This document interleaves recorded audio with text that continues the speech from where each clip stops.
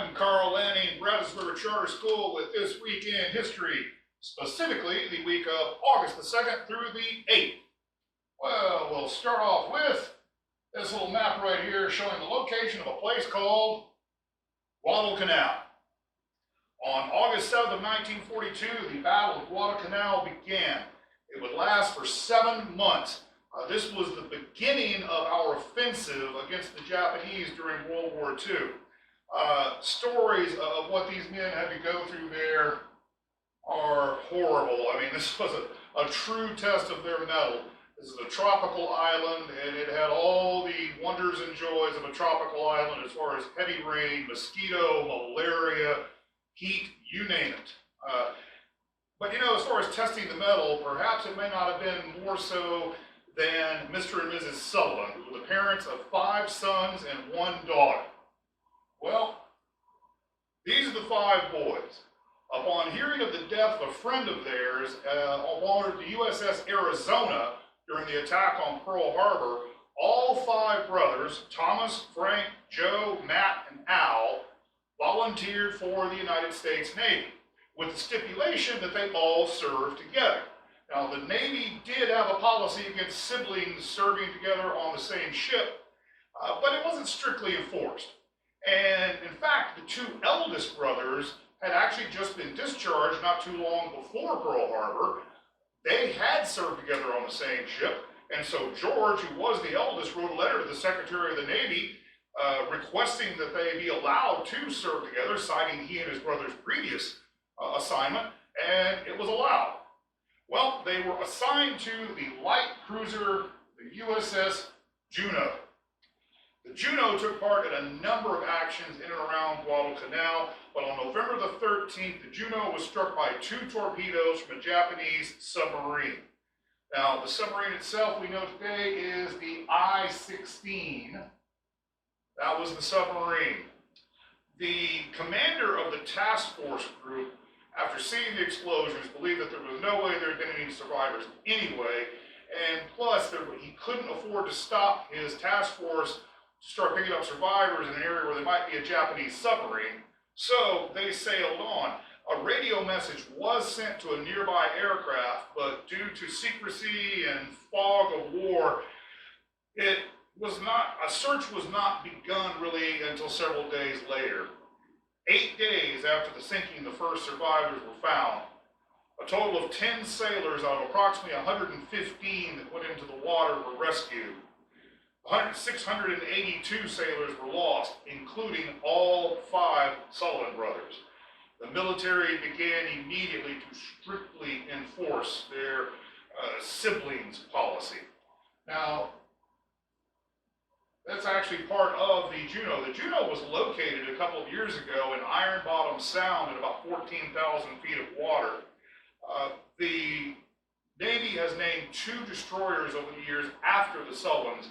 They are the only ships ever in the U.S. Navy to be named after more than 1 person. So you'll see a ship called the USS the Sullivans. So, sad day there. I can't imagine what losing 5 sons would be like. I mentioned to you last week this fellow, that he was a true giant of a man. Well, that's true. His name is Angus McAskill. Angus McAskill died August the 8th of 1863. He was a Scottish-born Canadian giant, literally.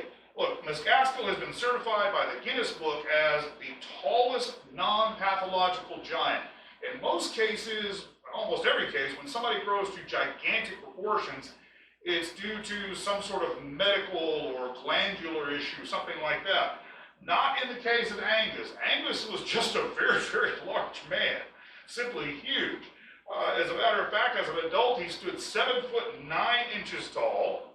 He had the largest chest measurement of any non-obese man on record, 80 inches, and was a well-proportioned 425 pounds, as you can tell. His shoulders were 44 inches wide. His palms of his hands were 8 inches wide, and his feet were 16 inches long. That's an average sized man compared to his. Truly a gigantic man. Angus was also noted for his incredible strength. Sometimes he's referred to as the strongest man ever.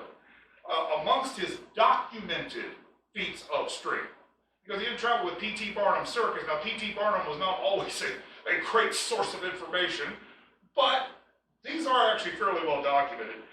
We're lifting a 2,500-pound anchor to chest level. I believe what he did is he kind of hitched his arms under it and essentially lifted it up.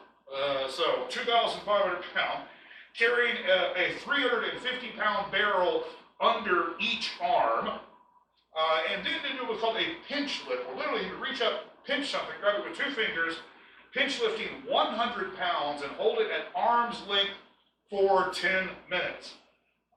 Everybody described him as being a very mild and pleasant man, and they said his voice was very melodic. And it's a good thing being that size and that strong. So, Angus MacAskill.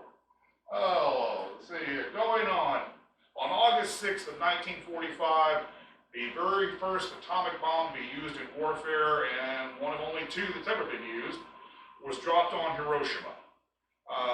Now, it is estimated that between the bombing of Hiroshima, which that's what was left of Hiroshima afterwards, as well as later the bombing of another city of Nagasaki, that probably 260,000 people actually did survive the bombings of Hiroshima and Nagasaki. However, there is one man who is officially recognized by the Japanese government as having survived both.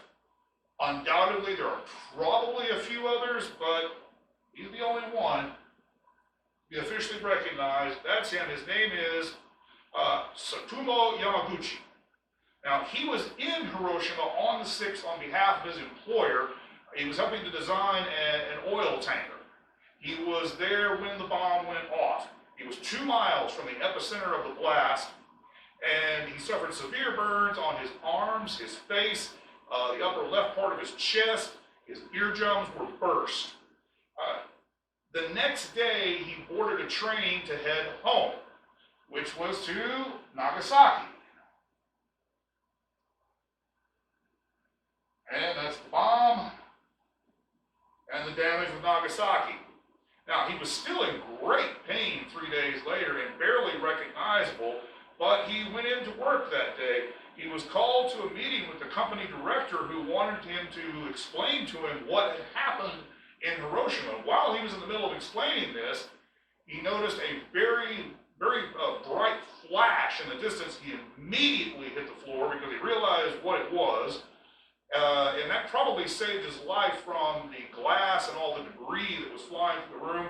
And he was probably somewhat protected as well by a very heavy staircase. The amazing thing is he went on to have 2 more children and live, by all accounts, a perfectly normal life. He died in 2010 at the age of 93. So a double survivor, survived both atomic bombs. Mr. Yamaguchi. Well, that's it for this week. Just to let you know what's coming up. Next week, we will meet a very famous lady and take a look at her secret career before she became famous. Thank you, Carl Lanning, Brazos River Charter School, and we look forward to seeing you right here next week.